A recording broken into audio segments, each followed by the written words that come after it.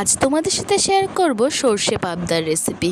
So hello everyone, সবাই কেমন আছো? আশা করি তোমরা সবাই ভালো আছো। আমার একটা নতুন ভিডিওতে তোমাদের সবাইকে ওয়েলকাম। আজ খুব সহজভাবে এই রান্নাটা তোমাদের সাথে শেয়ার করব, যাতে তোমরা সবাই বাড়িতে ট্রাই করতে পারো। তো চলো ভিডিওটা শুরু করা যাক। প্রথমে একটা মিক্সিং জার নিয়ে নিয়েছি। তার মধ্যে প্রথমে 2 চামচ কালো সর্ষে, 3 চামচ সাদা সর্ষে, 1 চামচ চারমগজ আর পরিমাণ মতন কাঁচা লঙ্কা। আমি এখানে 7-8টা দিয়েছিলাম, যে যেমন ঝাল খাও সেরকম দেবে।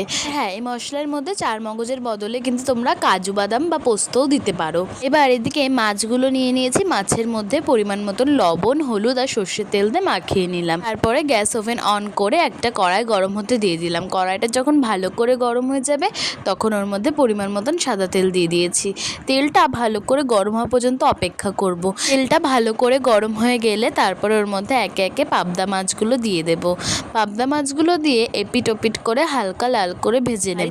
মা ঠাকুমার কাছে শুনেছি পাবদা মাছ খুব বেশি ভাজতে নেই, হালকা করে ভেজে নিলেই হয়ে যায়।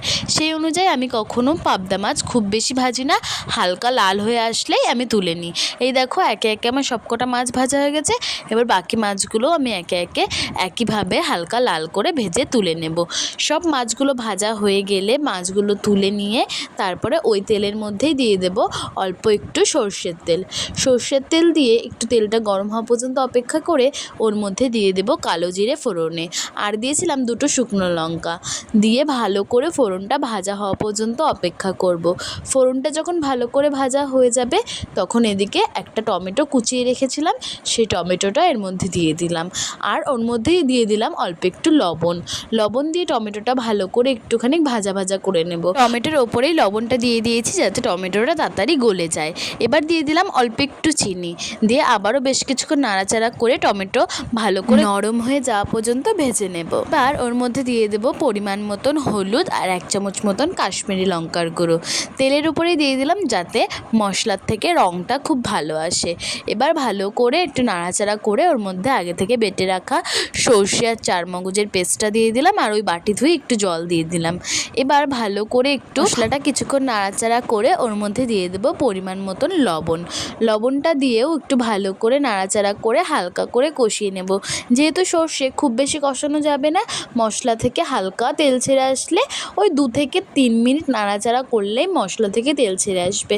তখনই ওর মধ্যে দিয়ে দেব পরিমাণ মতন জল। জলটা দিয়ে আবারও একটু নাড়াচাড়া করে কিছুক্ষণ অপেক্ষা করব ঝোলটা ভালো করে ফুটে আসার জন্য। ওই ধরো 4 থেকে 5 মিনিট অপেক্ষা করবে, তার মধ্যেই দেখবে ঝোলটা ভালো করে ফুটে এসেছে। এই যে দেখতেই পারছো, আমার ঝোলটা বেশ ভালো করে ফুটে এসেছে। এবার ওর মধ্যে দিয়ে দেব একে একে আগে থেকে ভেজে রাখা পাবদা মাছগুলো। আমি একে একে সব পাবদা মাছগুলো এর মধ্যে দিয়ে দিলাম। এটাকে 2 থেকে 3 মিনিট একটু ফুটতে দেব। 2 থেকে 3 মিনিট ঝোলটা ফুটে আসলেই একদম রেডি হয়ে যাবে আজকের রেসিপি সর্ষে পাবদা। দেখেছো রান্নাটা কত সহজ? তোমরাও একবার এইভাবে সর্ষে পাবদাটা বাড়িতে ট্রাই করে দেখো, খেতে কিন্তু দারুণ লাগে। এই যে 3 মিনিট হয়ে গিয়েছে, ঝোলটা আমার ভালো করে ফুটে এসেছে।